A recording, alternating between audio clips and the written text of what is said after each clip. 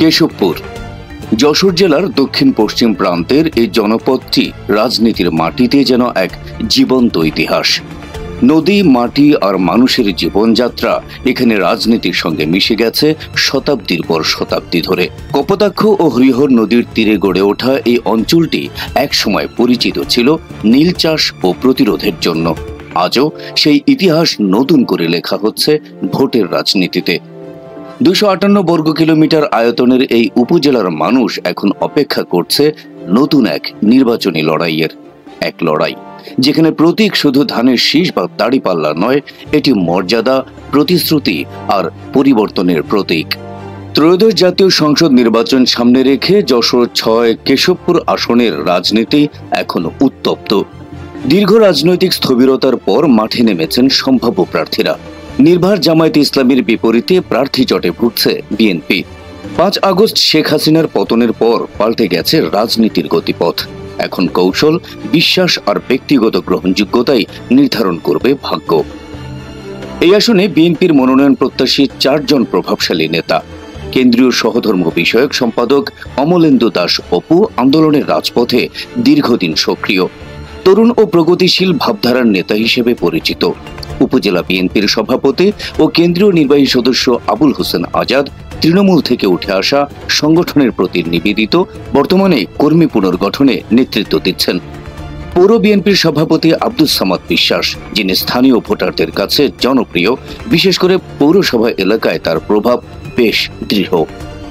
আর জামায়াতের হয়ে একক প্রার্থী হিসেবে রয়েছেন অধ্যাপক মুক্তার আলী, উপজেলা জামায়াতের আমির। কেশবপুরের ভোটের মাঠের ইতিহাস যেমন জটিল তেমনি রঙিন। 1973 সালে আওয়ামী লীগের পীযূষ কান্তি ভট্টাচার্য জয়ী হয়েছিলেন। 1979 সালে ধানের শীষে বিজয়ী হন গাজী এরশাদ আলী। 1986-তে স্বাধীন প্রার্থী আব্দুল হালিম। 1988-তে জাতীয় পার্টির অ্যাডভোকেট আব্দুল কাদের। আর 1991 সালে দাড়িপাল্লা প্রতীকে জয় পান জামায়াতের মাওলানা শাখাওয়াত হোসেন। এরপর 1996 সালের ফেব্রুয়ারিতে তিনি দল বদল করে বিএনপি থেকে নির্বাচিত হন। পরে 1996 সালের জুনে ও 2001 সালে নৌকা প্রতীকে পরপর 2 বার বিজয়ী হন আওয়ামী লীগের ASHK সাদেক। 2008 সালে সীমানা পরিবর্তনের পর জয় পান শেখ আব্দুল ওহাব।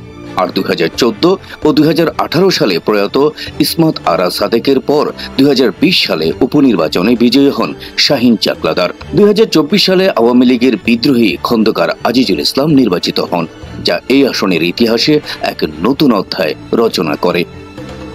কেশবপুরের 2,17,924 ভোটারের মধ্যে এখন নতুন করে বিভাজন দেখা যাচ্ছে। বিএনপি চাইছে তাদের পুরনো সংগঠিত ভোট ব্যাংক পুনরুদ্ধার করতে, আর জামায়াত দৃঢ়ভাবে নেমেছে তাদের ঐতিহাসিক আসনটি পুনরায় নিজেদের ঘরে ফিরিয়ে আনতে। 2 দলেরই কৌশল স্পষ্ট, দলীয় প্রতীক নয়, এবার আসল লড়াই হবে প্রার্থীর ব্যক্তিত্ব, ইমেজ ও জনগণের আস্থা ঘিরে। কেশবপুরের রাজনীতি সবসময়ই এক নাটকীয় অধ্যায় বহন করে। এখানে নদীর মতোই বয়ে চলে বিশ্বাস, ভাঙন আর পুনর্জন্মের গল্প। ত্রয়োদশ জাতীয় সংসদ নির্বাচন সামনে রেখে যে প্রশ্নটি এখন ঘুরে বেড়াচ্ছে ভোটারদের মুখে, এই মাটিতে কি ধানের শীষ আবার মাথা তুলবে, নাকি দাড়িপাল্লা ফিরিয়ে আনবে তাদের হারানো আসন? উত্তর লুকিয়ে আছে প্রতিটি ভোট কেন্দ্রের নীরবতার ভেতর। দর্শকরাই 300 আসন সিরিজের প্রাণ। আপনাদের আগ্রহেই আমরা একে একে উন্মোচন করছি বাংলাদেশের প্রতিটি আসনের রাজনৈতিক ইতিহাস। চ্যানেলটি সাবস্ক্রাইব করুন, পাশে থাকুন, কারণ 300 আসন কথা বলে সত্যের, জনগণের এবং বাংলাদেশের হয়ে। আমরা কোনো ব্যক্তির বা প্রতিষ্ঠানের সঙ্গে কোনো আর্থিক লেনদেন করি না। আমাদের নাম ব্যবহার করে কেউ প্রতারণা করলে সতর্ক থাকুন, কারণ 300 আসন জনগণের জন্য, সত্যের জন্য, দেশের জন্য।